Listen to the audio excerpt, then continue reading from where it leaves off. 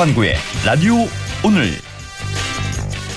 여러분 안녕하십니까, 허환구입니다. 이재명 대표 습격 사건을 수사 중인 경찰이 피의자의 범행을 도운 조력자 1명을 체포해서 조사 중입니다. 습격범이 범행 당시 가지고 있던 남기는 말 문서를 우편으로 발송하기로 약속했던 조력자라는데요. 과연 이 조력자가 습격범의 범행을 사전에 알고 있었는지 범행 공모 여부를 조사 중입니다. 한편 경찰은 피의자의 당적과 관련해서는 정당법상 비공개가 원칙이라는 점에서 최종 수사 발표 때도 공개하지 않을 거라고 확정했습니다. 경찰은 오늘 목요일쯤 최종 수사 결과를 발표할 거라는데요. 현재까지 경찰 수사에 따르면 피의자는 사전에 범행을 철저히 준비해온 것으로 드러나고 있습니다. 한 점 의혹이 없도록 철저한 수사가 이루어져야겠습니다. 1월 8일 월요일 라디오 오늘 광고 듣고 시작합니다. 타이어 바꿀 때 타이어뱅크 창립 33주년 방문 고객 3천만 명 돌파 기념 타이어 3+1 할인 행사. 타이어를 바꾸면 벤츠가 따라온다. TV와 아이패드까지 대한민국 물가 잡는 타이어뱅크 매장에 방문하세요. 타이어 바꿀 때 타이어뱅크. 이벤트 기간 3월 31일까지. 자세한 내용 홈페이지 참조. 고객 안전을 최우선으로 늘 혁신해온 70년. 쌍용자동차가 새 이름 KGM으로 새로운 100년을 향해 나아갑니다. KGM의 70년을 함께해준 고객님들께 감사의 마음을 담아 1월 토레스 구매 시 0.7% 초저리 할부 혜택과 상담 고객 모두에게 커피 쿠폰을 증정합니다. 지금 KGM 전시장에서 만나보세요. 자, 문제 나갑니다. 올겨울 모두가 가장 내리기 원하는 비는? 겨울비, 사랑비, 가스비! 올겨울 대성 S라인 콘덴싱으로 대한민국 곳곳에 내려질 가스비를 경험해보세요. 대성이 내일을 위합니다. 대성 보일러. 네, 라디오 오늘 월요일 순서 시작합니다. 오늘은 순서를 좀 바꿔서요. 이슈 오늘을 1부에서 먼저 하겠습니다. 2024년 새해 영주시의 관광 정책 방향에 대해서 영주시 정교환 관광개발단장을 연결해서 얘기 나눠보겠고요. 이어서 2부에서는 안상준의 세상 읽기, 그리고 양승진의 슬기로운 뉴스 생활 이어서 함께 하겠습니다. 라디오 오늘 유튜브로도 다시 들으실 수 있습니다. 많은 애청 바랍니다. 네, 이슈 오늘 시작합니다. 2024년 갑진년 새해 지역의 지자체를 연결해서 다양한 소식을 알아보고 있는데요. 오늘은 새해 영주시의 관광 정책을 알아보겠습니다. 영주시 정교환 관광개발단장 연결되어 있습니다. 자, 정교환 단장님 안녕하십니까? 예, 안녕하십니까? 네, 수고 많으십니다. 예, 자, 예, 감사합니다. 지자체마다 이제 관광객 유치를 위해서 많은 노력을 기울이고 있는데요. 새해 예. 영주시의 관광 정책 방향에 대해서 설명해 주시죠. 예, 잘 아시다시피 관광산업은 지역의 경제, 홍보, 주민 화합 등 지역 발전의 중요한 부분의 역할을 담당하고 있습니다. 이에 영주시에서는 기존 관광 인프라와 더불어 새로운 관광 인프라 구축에 이르기까지 많은 시도를 거듭하고 있습니다.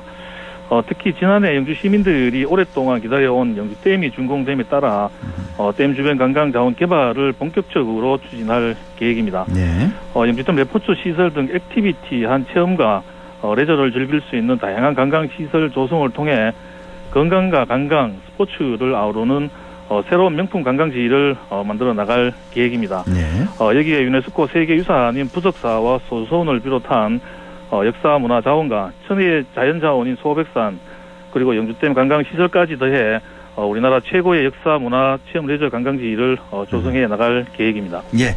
자, 지난해 그러니까 2023년 우리 영주시를 찾은 관광객이 어느 정도나 되는지 이것도 좀 궁금하고요.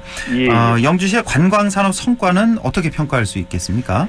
예, 지난해 영주시를 찾은 관광객은 약 한 155만 명이고요. 예. 여름철 폭우로 인해 많은 피해가 발생해서 여름 축제로 계획되었던 시원 축제가 취소되었고 또 무슨 외나무 다리가 유실되는 등 우리 시 관광 여건이 좋지 않아서 2022년 대비해 증가하지 못했습니다. 예. 하지만 지난해 지역의 숨은 매력을 선보이고 지역 경제를 활성화하기 위해 선비문화축제를 비롯해 6개 축제를 개최해서 지역 관광의 새로운 가능성을 발견했다고 할 수 있겠습니다. 예. 그리고 올해는 그 관광 인센티브 제공 등 지역 관광 활성화를 위한 다양한 지원과 함께 영주댐 주변 관광 개발 등 신규 관광지 조성으로 지역 관광 산업이 다시 그 활기를 띨 것으로 기대하고 있습니다. 예. 자, KTX 이음 개통에 이어서 지난 연말이었죠. 이제 예. 종착지 서울역까지 이렇게 연장 운행이 되면서 수도권에서 영주까지 거리가 더욱더 이렇게 좁혀졌다라고 볼 수가 있을 텐데. 예. 자, 지역 문화관광 산업에 대한 기대도 이제 함께 커지게 됐습니다. 자, 어떤 전략을 세우고 계신지요? 예, 맞습니다. KTX 이음 그 개통으로 서울에서 영주까지 1시간대 시대가 열리면서 열차 관광 수요가 증가할 것으로 예상됩니다. 예. 지역 관광에 새로운 활력을 불어넣어줄 기회인 만큼 영주시에서는 관광객 편의 제공 관련 예산을 증액해 다양한 프로그램을 그 제공할 예정입니다. 먼저 영주역에서 그 주요 관광지를 잇는 편리한 교통수단 제공을 하기 위해 여행객 인원에 따라 30만 원에서 50만 원까지 버스비를 지원하고 예. 또 주말의 경우 KTX 이음 도착 시간에 맞추어 관광지로 공공용 버스와 영주 시티 투어 버스를 운행해서 저렴한 가격으로 관광지까지 편안하게 모실 계획입니다. 예.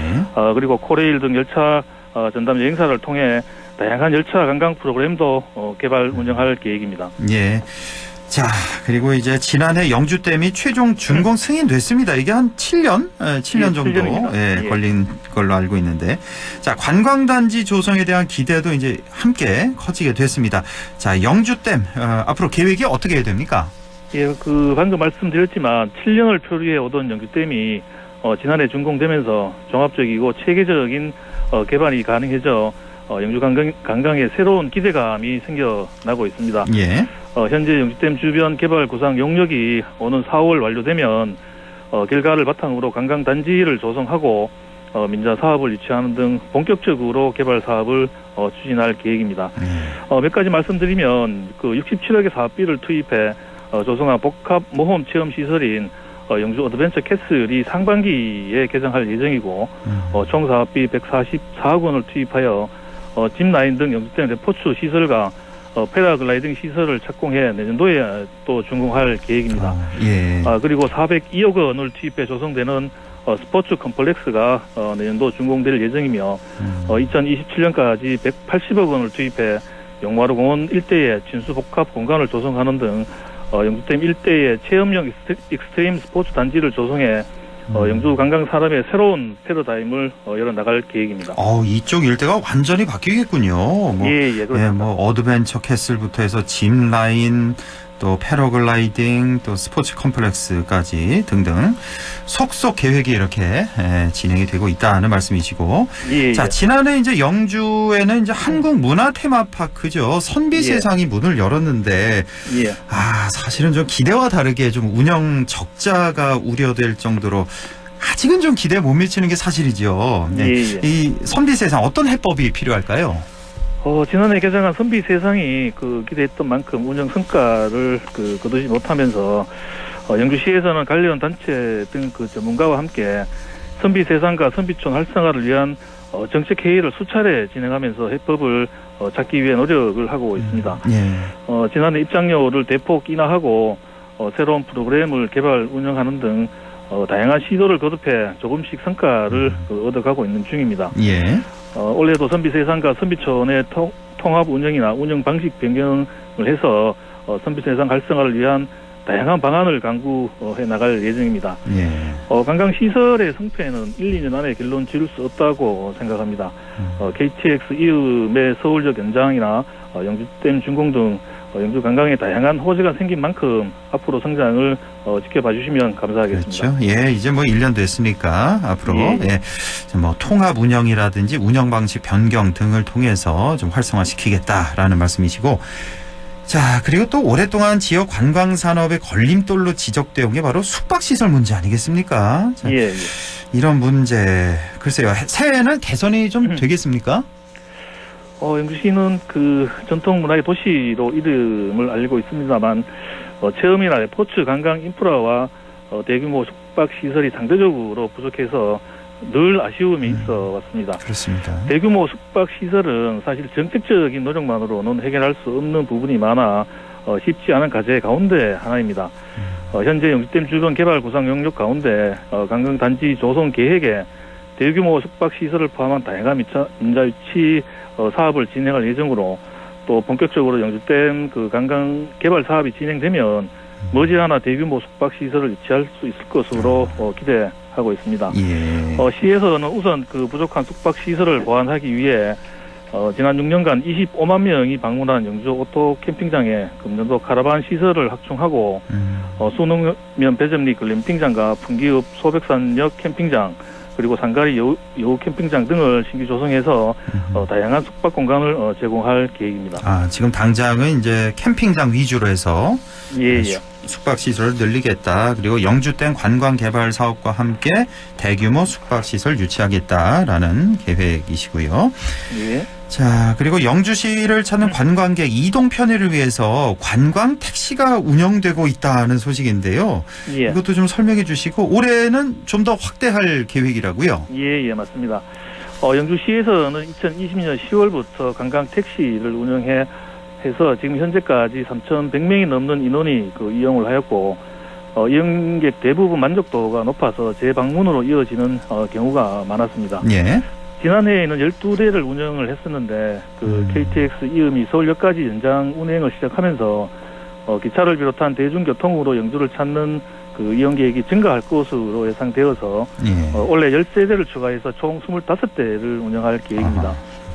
영주 관광 택시는 4시간, 6시간, 7시간 코스로 운행되고 있는데요. 예. 그 영주시에서 비용의 50%를 지원해서 4인 기준 4시간 코스 이용 시에 1인당 11,250원의 저렴한 가격으로 편하게 여행할 수 있는 매력적인 관광 상품이 되겠습니다. 아, 그래요? 예. 청취자 여러분께서도 영주 관광 택시를 이용해서 저렴하고 편리하게 영주의 구석구석 아름다운 여행지를 여행해 보시기를 부탁드리겠습니다. 아, 그렇군요. 이 영주의 관광 택시 지난해까지 12대였는데 올해는 10석대를 더 추가해서 이제 25대 운영할 계획이라고 했는데 이 영주 관광 택시가 이제 4시간 기준으로 해서 4시간 코스를 이용할 때 1인당 11,250원이라고요.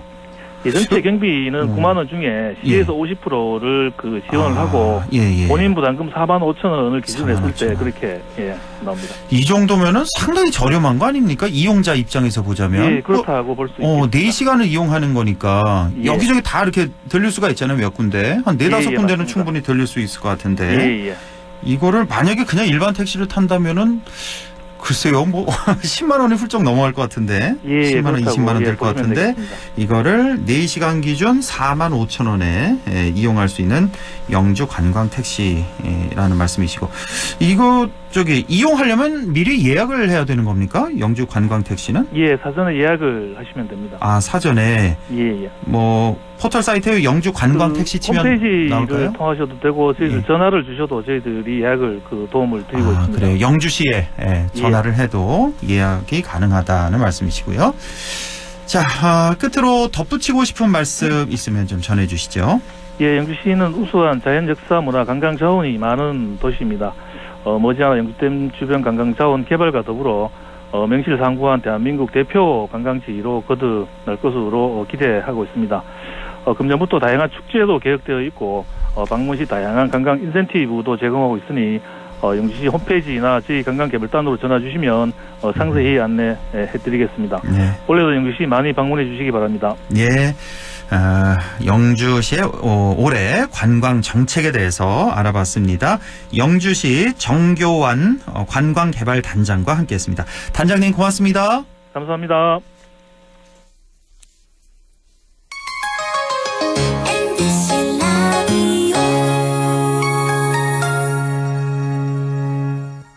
나에게 딱 맞는 대학, 나에게 꼭 맞춘 대학. 나만의 경쟁력을 원한다면 안동과학대학교로 오라.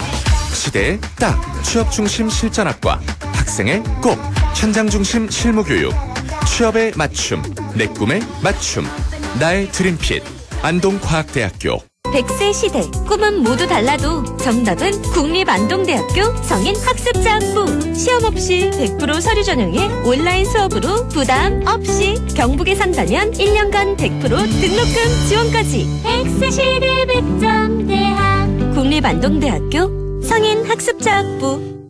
가구 살 땐 꼭 한번 가보자. 안동 명품 가구 백화점. 흑표 흑침대, 양성국 갤러리, 금성침대, 한국 가죽 소파, 장수 돌침대, 다양한 브랜드 가구를 한 곳에서 쇼핑할 수 있는 대형 가구 전시장. 안동 명품 가구 백화점. 2024년 새해에도 꼭 챙길 건 연금 절세 혜택. 연 900만 원까지 연말정산 최대 148만 원 절세. 미래에셋증권 연금 투자한 나 자신 만세. 절세도 투자다. 개인연금도 IRP도 역시 미래에셋증권. 원금 손실률 및 투자 전 설명 청취. 보이스피싱에 눈을 뜨시오. 공약률을 대출해드릴 수 있을 것 같아요. 근데 수수료를 좀. 보이스피싱 전화 올 땐 전화 끊고 확인하기. 실장님의 계좌가 금융범죄에 연루되었습니다. 기관 사칭 사기 전화 112로 신고하기. 택배 주소 오류 사기 인터넷 주소 클릭한대. 늘 의심하고 꼭 전화 끊고 또 확인하고. 보인다 보여. 수법이 보이는구나. 눈을 뜨면 예방책이 보입니다. 공익광고협의회. 함께해요. 좋은 세상. 당신의 좋은 친구 문화방송.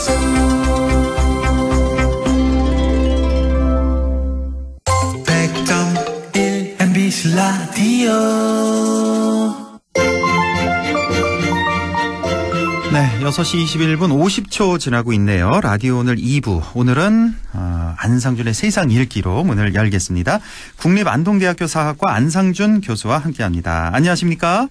네, 안녕하세요. 예, 갑자기 이렇게 시간을 변경했는데, 감사합니다. 네. 예. 우리 양승진 기자가 긴급 저 회의가 생겼다고 해서. 네. 예. 자, 감사합니다. 자, 네. 오늘은 교수님 어떤 얘기를 해볼까요? 오늘 지난주에 우리가 4월 총선에 대해서 전망을 했는데요. 예, 예.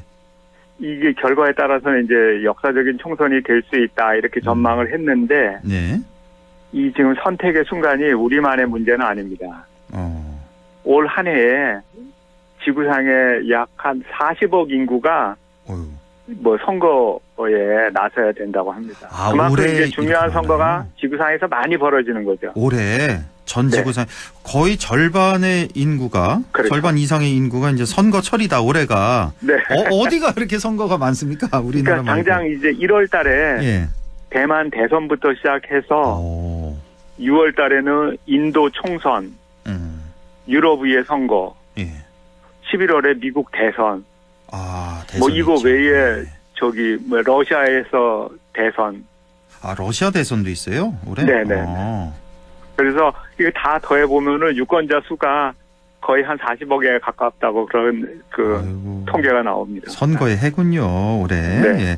그러니까 1월 이제 곧 있겠네요. 대만 대선 대통령 뽑고. 그렇죠. 6월에 이제 유럽 의회 선거, 또 인도 총선도 있고, 러시아 대선도 있고, 11월에는 또 미국 대선까지. 그렇군요. 자, 이제 일단은 미국이 중요한 나라니까. 자, 미국 대선 보면 지금 뉴스를 보면은 또 다시 바이든과 트럼프의 대결 이렇게 나오는데 저는 사실 그래요. 저는 개인적인 입장인데 바이든 대통령 같은 경우는 그러니까 우리 입장에서 보자면 너무 좀 얄미운 좀 나이든 여우 같은, 좀 그런 입장이에요. 저는 느낌이 그렇고, 트럼프 같은 경우는 우리가 경험을 해봤잖아요. 어떤 예측 불가, 불도저, 좌충우돌. 그래서, 미국에 이렇게 인물이 없나 하는 저는 생각을 항상 하거든요. 아마 전 세계인이 지금 앵커님 갖고 똑같은 생각 아닐까 싶습니다. 그래요? 저만 이렇게 느끼는 게 아니에요. 다른 훌륭한 인물도 굉장히 많을 것 같은데, 미국에는. 네. 왜 이 둘의 대결이 또 재대결이 성사가 될까요? 저는 이제 이게 민주주의 체제의 실질적인 본산이라고 하는 미국이 이제는 좀 그러한 체제를 유지하기에 어려운 그런 상황에 처한 게 아닌가 그런 생각이 들어요. 사실 좀 말씀하신 것처럼 트럼프 같은 사람이 미국 대통령이 되고 전 세계를 이끌어 나간다. 이건 좀 사실은 상식 이하의 그런 선택이었는데 현실에서 일어났단 말이죠. 근데 한 번도 아니고 이제 또 그런 현실이 다가온다는 게 이게 너무 답답한데 지금 각종 여론조사를 보면은 모든 여론조사에서 트럼프가 1위입니다. 그러니까요. 예. 그런데 지금 트럼프의 나이가 거의 80이 돼가고 예. 올해 이제 당선되면은 만 78세고 바이든의 경우에는 만 82세예요. 예. 이런 고령의 이런 분들이 사실은 그 미국이라든가 아니면 전 세계 뭐 평화와 안녕을 이끌고 나간다. 저는 상당히 좀 불안하게 생각하고 예. 앞으로 이제 10달 남았으니까 어떤 변화가 있었으면 합니다. 그러니까요. 저도 정말 그런데 그나저나 그 트럼프가 있는 공화당에 네. 그 헤일리 전 유엔 대사인가요? 그 여성분 네네. 좀 젊어 보이는. 예. 네네. 그분이 뭐 좀 부상한다는 그런 뉴스도 좀 본 것 같은데요. 그렇죠. 갑자기 최근에 지금 그런 뉴스가 몇 건이 나왔고 그런데 지난 여름부터 약간 이제 그 헤일리 대사에 대한 여론이 조금 좀 일고 있는 것 같고 예. 그 좀 그 미국 의회 정가에 그 일종의 이제 후원 그룹들이 있죠. 후원 그룹들. 예. 그런 후원 그룹들이 꽤 탄탄하게 지금 형성돼 있다라는 그런 기사가 나오고 있어서 예. 올해 지금 이제 곧 그 공화당 경선이 시작되는데 이제 헤일리의 그 가능성을 한번 눈여겨볼 필요가 있을 것 같습니다. 그러니까요. 뭐 헤일리 전 대사가 뭐 어떤 사람인지 뭐 저는 전혀 모릅니다만 뭐 저기 바이든보다 더 여우일 수도 있습니다만 어쨌든 좀 변화가 좀 있었으면 좋겠다. 이 두 사람보다는 낫지 않을까라는 일단 그런 느낌이 좀 있고요. 자, 바이든과 트럼프 두 후보 과연 미국 대통령 후보로서 적절한가? 우리 저 교수님은 어떻게 좀 분석하십니까? 저는 이제 우리가 4년씩 한 번씩 겪어봤잖아요. 그렇죠. 그럼 저는 이제 한 3가지 이유로 두 사람은 좀 퇴장했으면 좋겠어요. 3가지 이유, 큰 이유로. 네. 왜 그렇습니까? 한 가지는 예. 지금 21세기가 된 지도 20년이 넘었어요. 예. 근데 이 두 사람은 철저하게 지금 20세기적인 사고와 언어를 갖고 있다는 점이에요. 예. 지금 이제 우리가 AI가 인간의 지능을 대체한다 그러고 그 우주 탐사를 지금 각국에서 지금 하고 있고 민간 기업도 참여하고 있는데 예. 이러한 그 21세기의 미래지향적인 사회를 이 두 노인이 끌고 나갈 수 있을지 그리고 그 무엇보다도 그 바이든의 경우에는 월가의 자본가를 대변하고 트럼프는 사실은 지지계층을 보면은 저소득 백인 노동자들을 그 지지층으로 삼고 있는데 예.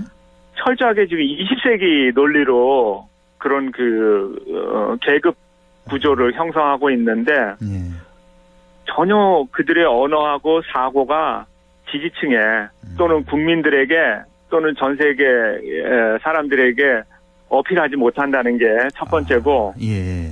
두 번째는 사실 두 사람 다 비전과 정책이 뚜렷하지 않아요. 아하.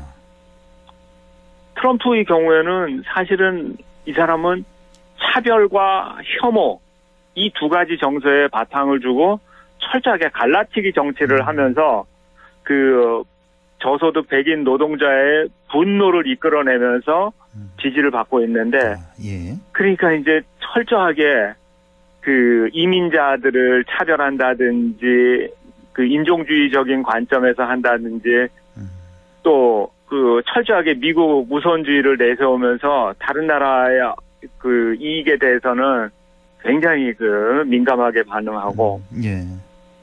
바이든의 경우에는 아까도 조금 전에 말씀하신 것처럼 이 양반은 철저하게 월가 자본가들의 대변인인 것 같아요. 그래요? 그럼 민주당 후보인데도? 민주당이 그런 정당입니다. 그래요? 저는 민주당이 진보적인 정당이라고 생각하지 않아요. 굉장히 보수적인 입장이고, 예.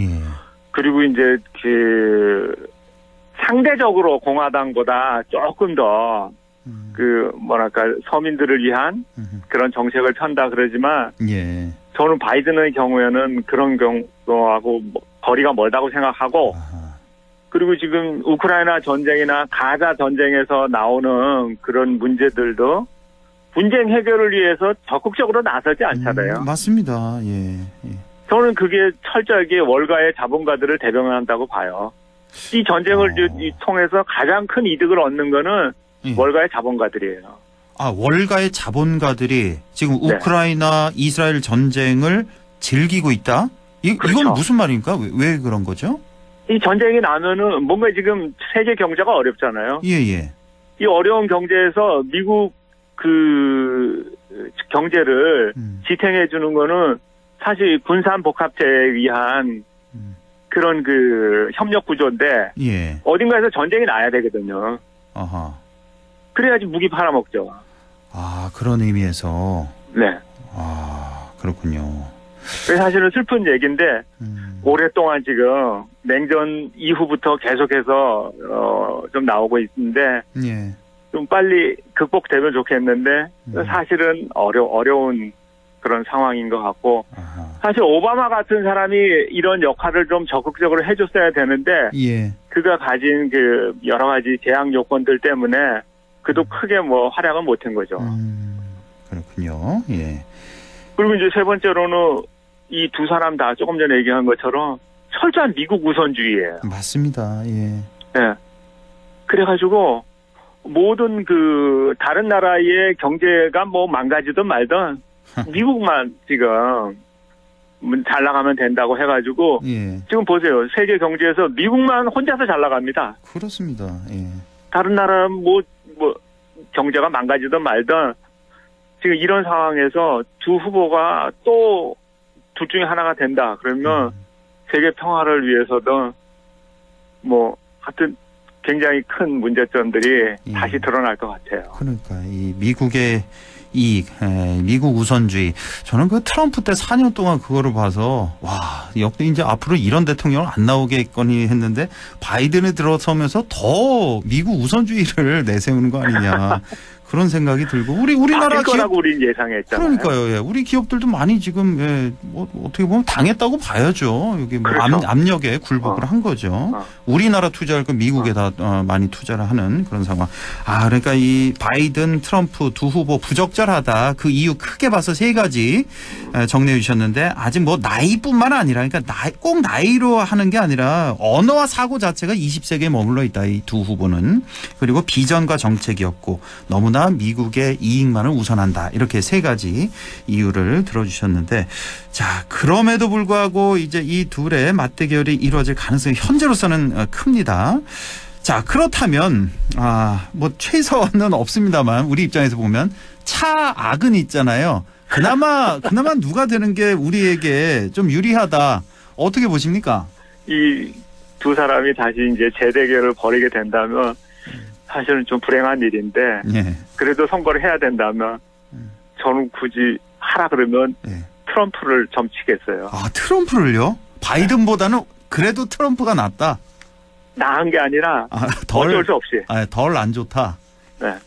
왜 그렇습니까? 근데 저는 이제 이건 두 가지 의미인데 하나는 이제 선거 공학적인 측면에서 누가 될 건가 예측을 하라 그러면 제가 뭐 트럼프가 될 것 같아요. 그리고 또 하나 측면에서 대한민국 국민으로서 누가 됐으면 좋겠는가 희망사항을 적으라 그러면 트럼프예요. 그래요? 왜냐하면 그렇죠? 이제 첫 번째 말씀을 드리면 트럼프는 사실은 정치인으로서는 하자가 많은 사람인데 그 하자가 많은 삶을 지지하는 그 미국의 지지층이 굉장히 견고하다는 거예요. 아까 말씀드렸던 그 분노가 가득 쌓인 저소득 백인 노동자들 이들의 그 분노를 지금 에너지 삼아서 대통령이 되고 있는데 그 반면에 바이든의 경우에는 저는 좀 비겁한 정치가라고 봐요. 비겁한 정치가다. 네. 그래서 그가 할 수 있는 많은 것들을 그냥 안 하고 있어요. 직무유기하고 있고. 그러면서 바이든의 직무 능력에 대해서는 국내적으로나 해외에서나 평가가 굉장히 부정적이라고 봅니다. 그렇기 때문에 바이든을 지지하는 사람들은 이게 좀 그 트럼프에 비해서 그렇게 견고하다고 볼 수는 없어요. 그런 측면에서 트럼프가 될 것 같고, 예. 그리고 이제 만약에 누가 됐으면 좋겠냐 희망사항을 써라 그러면은 예. 저 대한민국 국민으로서 차라리 트럼프가 돼서 차라리 이게 한반도에 예. 뭔가 좀 변화 예. 그런 것들이 좀 나올 가능성이 그래도 트럼프가 좀 더 많지 않을까 싶어요. 우리가 겪어보니까 4년씩 네. 겪어보니까 네. 그 한반도 긴장 관계 뭐 이런 거 먼저 생각 안 해요. 그러니까 트럼프 대통령이 수많은 뭐 어떤 단점이 있지만 그래도 네. 한 가지 꼽으라면 그 남북미 그 대화 그때 왜 활발하게 했고, 그렇죠. 예, 평화 정착 역사상 최초의 북미 대화를 했잖아요. 그러니까요. 예, 북미 대화도 했고 또 네. 한반도 평화 정착을 위해서 그게 뭐 물론 속마음으로는 미국의 이익을 뒀을지라도 그렇죠. 예, 우리의 입장에서는 그래도 그 노력만큼은 뭔가 인정할 수 있다. 물꼬를 터야지 지금 한반도 분단 체제를 극복을 하든지 동아시아 평화 체제를 안정시키든지 그렇게 하는데 예. 지금 바이든 대통령은 4년 동안 아무것도 안 하잖아요. 그러니까요. 참. 아이고 그래도 둘 중에 누가 낫냐? 비극이죠. 트럼프가 낫다. 이게 정말 비극이네. 아까 그 누구죠? 그 여성 그 헤일리 전 대사. 전 이런 좀 신선한 사람이 좀 나왔으면 하는.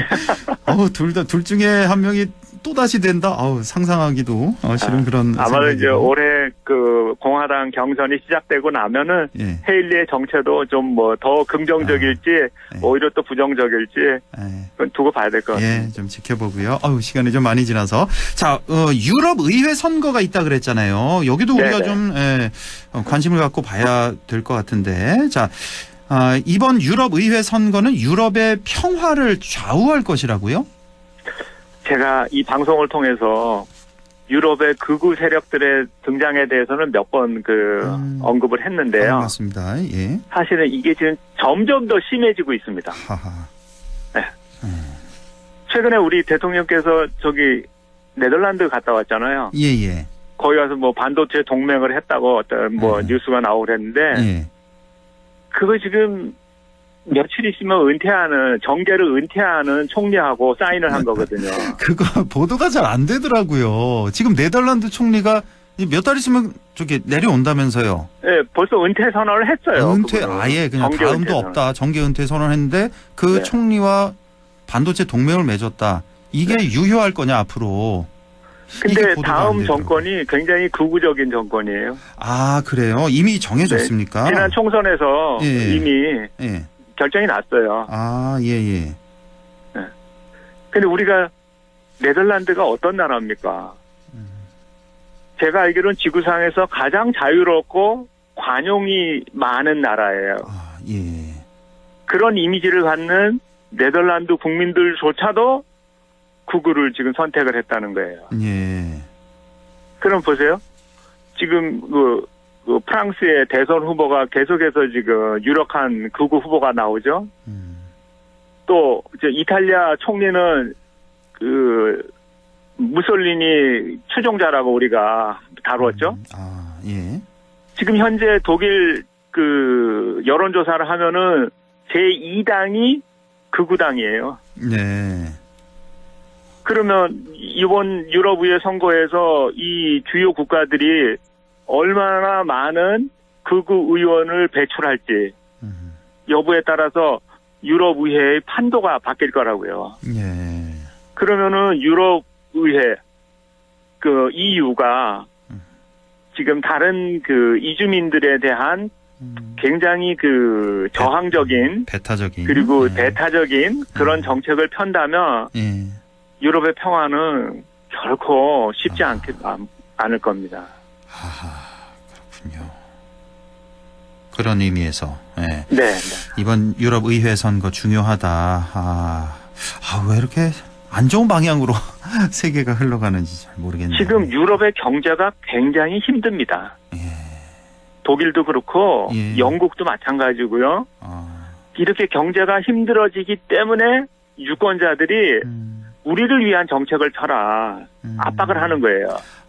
결국은 경제 원인도 있는 거군요. 극우화. 그게 제일 큽니다. 그게 가장 크다. 제가 최근에 독일에 한 1년 연구년 다녀온 교수를 만났는데 우리가 옛날 유학하던 시절의 독일이 아니랍니다. 상당히 어려워졌답니다. 이렇게 극우의 약진, 이게 이제 경제적인 이유, 원인이 가장 크다라고 말씀하셨는데 또 뭐 어떤 원인을 들 수가 있을까요? 왜 이렇게 극우 세력이 득세를 할까요? 이제 그 지구상에서 신자유주의적인 그 자유무역 체제가 40년이 넘었어요. 네.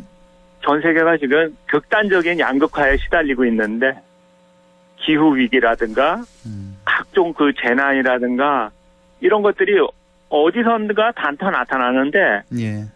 못 사는 나라에서는 그게 치명적인 결과를 낳는다고요. 그럼요. 예. 그럼 그들이 먹고 살 수 없으니까 다른 나라로 이주를 하는 거예요. 예. 그 제일 그 잘 받아주는 지역이 유럽이잖아요. 예, 예. 지금까지 우리 경험으로 봤을 때. 예. 우리나라에도 오지만 거의 지금 그 이주민으로서의 대우를 받기 어렵다고 알고 있어요. 예. 그러면 미국 아니면 유럽인데 미국의 경우에는 지금 트럼프 이후에 거의 차단돼 있거든요. 그 유럽으로 가죠. 그렇죠. 그러면 지금 유럽에서는 과거 식민지를 그 경험한 적이 있었던 나라들은 예를 들면 알제리 같은 나라는 프랑스로 가고 네. 독일 식민지였던 앙골라 출신들은 독일로 가고 이런 것들이 이제 있죠. 네. 그렇기 때문에 과거에는 이런 그 과거사를 좀 반성하고 청산하는 의미에서도 그들을 받아들이고 그랬는데 이제는 그런 길들이 다 끊겼어요. 네. 그리고 또 알다시피 한 7, 8년 전에 메르켈 정부가 100만 명 이상의 이주민을 받았잖아요. 예. 그게 지금 극우당의 약진으로 나타나고 있는 거예요. 지금 이런 상황에서 얼마나 많은 그 이주민을 받아야 될 것 같아요? 어렵죠. 그리고 이제 독일 국민이냐 이탈리아 국민이냐 이제 자국민을 위한 그런 세력들에게 표를 주겠다. 이렇게 나오니까 예. 다른 그 사민당이나 공화당이나 이런 정부들이 움츠라는 거죠. 그럴 수밖에 없죠. 그렇군요. 예.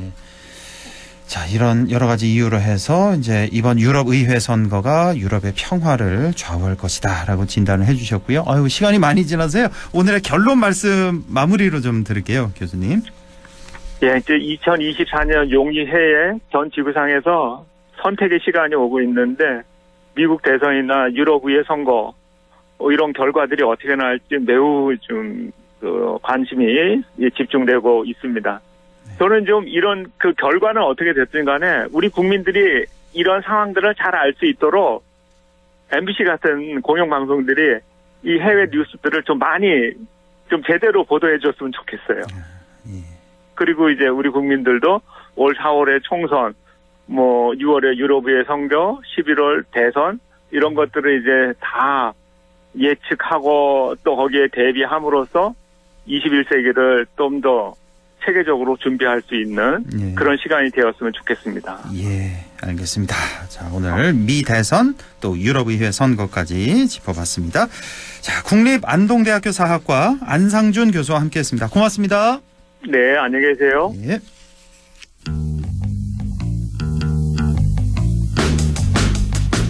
네, 슬기로운 뉴스 생활 시작합니다. 오늘도 영남일보 양승진 기자와 함께합니다. 안녕하십니까? 예, 안녕하세요. 예, 오늘 시간이 많지가 않네요. 10분이 채 안 돼, 9분 정도 있는데요. 좀 빨리 네네. 가보죠.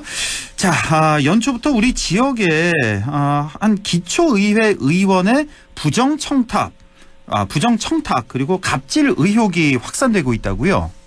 네, 문제가 불거진 곳이 안동시의회인데 예. 안동시의회 A시의원이 지난해 12월 30일 안동문화예술의 전당에서 공연된 유명 뮤지컬 티켓 구매를 직원에게 청탁해 제공받은 사실이 이제 알려졌습니다. 예. 공연 티켓을 구매하는 과정에서 지정된 티켓 구매 사이트를 이용하는 게 기본인데 이 시의원은 안동예술의 전당 공연기획 담당 직원에게 이 구매를 청탁을 했고요. 그래서 이 직원이 자신의 카드로 장당 15만 원에 달하는 티켓을 20% 할인된 가격으로 10장 구매했고 자석을 알려줬다고 합니다. 예. 이후로 이제 A씨 의원의 부인이 티켓 가격 120만 원을 통장으로 지급을 했고 이 중에서 A씨 의원은 한 장을 취소하고 9장을 사용을 했습니다. 예. A씨 의원은 직원들은 할인된 가격에 구매할 수 있지 않느냐, 이러면 이제 할인된 가격에 직원가로 표를 구매해 줄 것을 요구한 것으로 전해지고 있습니다. 아, 이런 일이 있었군요. 네. 자, 시의원이, 그러니까 시 산하기관이죠. 그러니까 안동문화예술의 전당은 예. 그 산하기관 직원에게 티켓을 할인된 가격으로 구매해달라. 자, 이런 요청을 했다는 건데, 물론 이 부탁을 받은 산하기관 직원 거절하는 게 쉽지 않았을 것 같습니다. 이 A씨 의원이 안동시의회의 예산결산특별위원장을 맡고 있습니다. 아, 예산특위위원장이에요, 또? 네. 시 산하기관 직원으로서는 시의원의 단순 요청도 거절하기가 쉽지 않을 텐데, 예. 예결산 특별위원장을 맡고 있는 이 A씨 의원의 요구를 거절하는 것 또한 절대 쉽지 않았을 것입니다. 근데 이 과정에서 이제 A씨 의원은 이 직원이 구매해준 티켓의 자석 재배정도 요구했다고 하는데, 마침 이 자석의 재배정을 요구한 날이 안동시의회의 예결위 심사를 하루 앞둔 시점이었고요. 예. 자리 재배정은 이뤄지지 않았다고 하는데 공교롭게 이제 다음 날 예결위 심사에서 예술의 전당 공연 제작이 필요한 예산 1억 5천만 원 정도가 삭감됐다고 합니다. 아, 공교롭게 이 부탁을 들어주지 않았는데 공교롭게 네. 또 예산이 삭감됐다. 네. 아유, 냄새가 좀 나네요, 이건. 이런 요구가, A씨 의원의 이런 요구가 이번이 처음이 아니었다고 하는데, 지난해 11월에도 마찬가지로 안동예술의 전당에서 열린 한 공연에 직원 할인가가 적용된 티켓 10장을 청탁을 했고, 금액을 일부를 이제 부당하게 제공받은 것으로 알려지고 있습니다. 자, 사실상 부정청탁에 해당되는 걸로 이렇게 보입니다. 이제 말씀 들어보니까.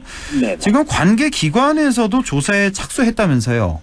네, 안동시 선관위가 이제 A씨 의원과 예술의 전당 담당 공무원을 불러서 티켓 할인의 구매 청탁 과정 등에서 강도 높은 조사를 진행을 하고 있는 것으로 전해지고 있는데, A씨 의원은 이번 일에 대해서 문제가 될 경우 감당하겠다면서도 주변의 부탁을 받아서 잘 아는 후배에게 부탁한 것이 논란이 될 줄 몰랐다, 이렇게 해명을 했고요. 예.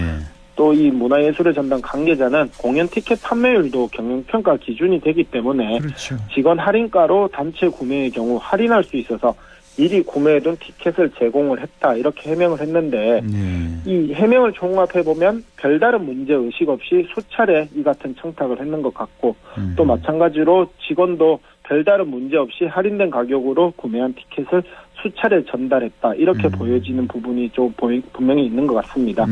선관위 조사가 이뤄지는 만큼 이번 사례뿐만 아니라 과거 사례에 대해서도 제대로 밝혀내야 할 것 같습니다. 그렇습니다. 선관위 조사 결과 지켜보도록 하겠고, 자, 그리고 안동시 의회에서 또 다른 그 의원이 부정청탁 등의 혐의로 경북경찰청에 고발이 됐다고요?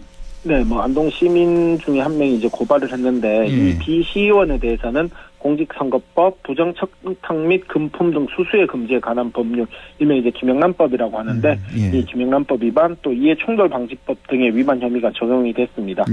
이 B씨 의원은 안동시가 민간 위탁하는 사업체의 운영자 선정을 위한 심사위원 명단을 사전에 알고 관련 부서에 특정 심사위원 배제를 요구를 해서 특정 업체가 선정되는 것을 도와줬다, 이런 의혹을 받고 있는데, 또 자신이 소속된 정당 대표에게, 정당의 간부에게 지역구 개발 사업의 수의 계약을 몰아주고 또 지인에게 안동시의 각종 물품 구입 계약을 맺도록 부서의 영향력을 행사한 것으로도 알려지고 있습니다. 또 이런 혐의를 받고 있군요.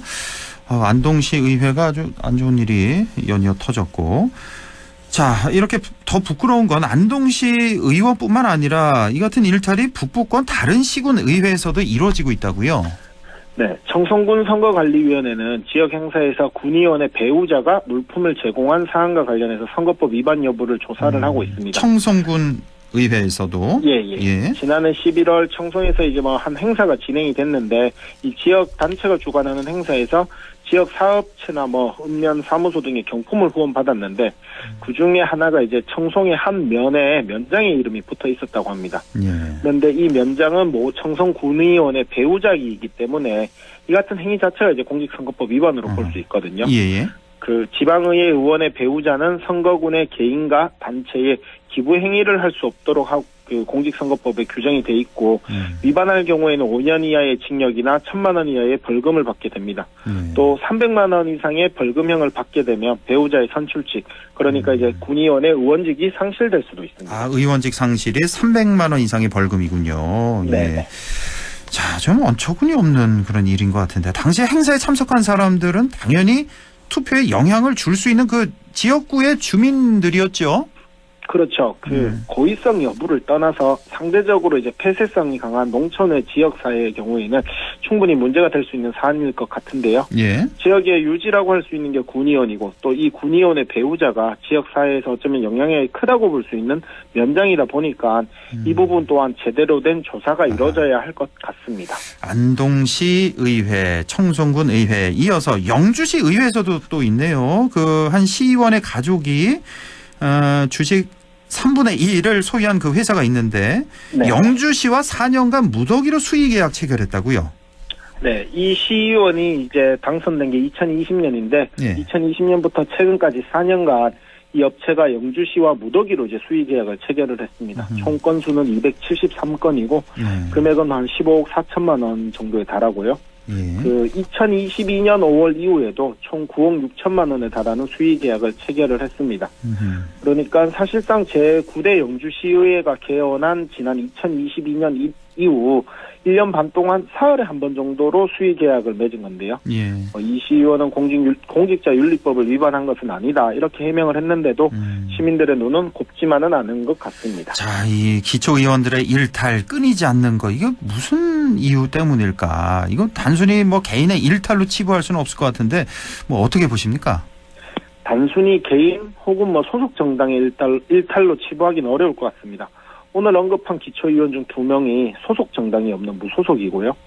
제 생각에는 이 지역의 기초의회 일탈이 끊이지 않는 것은 잘못을 해도 그 당시에만 사과하고 반성하는 뭐 물론 진심일지 알 수 없는 사과겠지만 그리고 그 이후에는 아무 일 없이 넘어가는 어떤 문화 이런 것들 때문인 것 같습니다.